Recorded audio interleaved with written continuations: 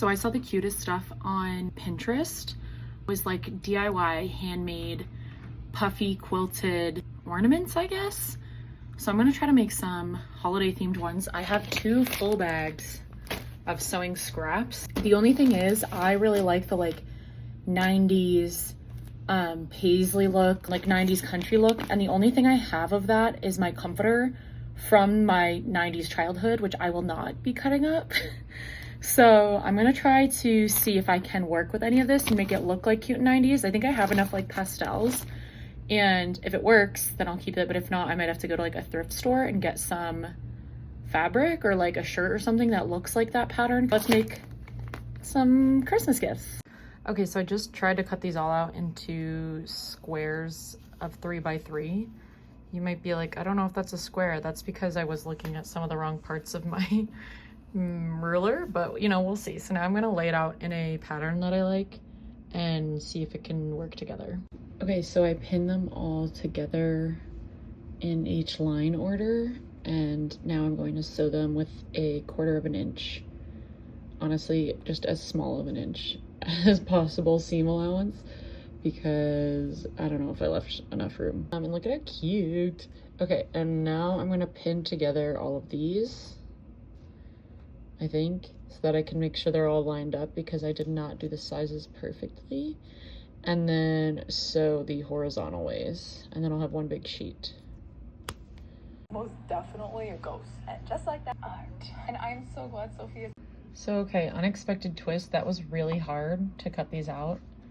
I now have all of these pieces that were not used. I was trying to use like every piece, but I just don't know why I could not cut them out. I probably should have used my rotary knife and like a stencil, but I tried to get like multiple patterns in. I honestly think I should have done smaller squares, because unless if I use up the whole thing and make like a massive ornament, then they're too small. I'm gonna now try to use some of this pillowcase backing that I have left over to use as the back, and leave a space for a some stuffing. Okay, I've pinned this down, and then I added a little bit, there's just cat hair on it. I added a little bit of an angle at the top because this was not looking like a candy cane. And I pinned it down. This has 2 layers of fabric. Oh my god, there's literally my hair and my cat's hair all over it. Ew.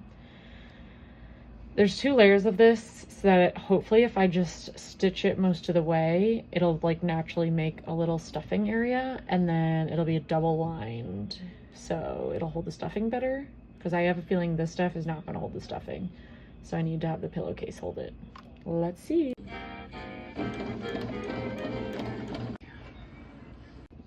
Okay, I honestly feel like I did this. So now I'm gonna cut the rest out, probably using my rotary knife so I don't have to deal with this.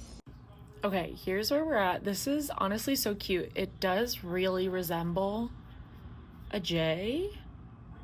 My mother-in-law's name starts with a J, so like I could do a J, but I think instead I'm just gonna continue on with trying to make it a candy cane and maybe add some accoutrement on the front to make it more candy cane.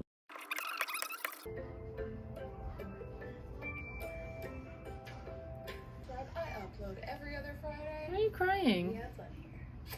And I will see. Okay, I think I finished it. It's pretty cute, I'd say. It does look like, what's that thing? The hook that takes you to die? I don't know. But I had the little bow. I think it's cute. I don't know. It was my first attempt. I have a bunch of other ideas of other stuff I want to do, so we'll see. Oh, Merry Christmas.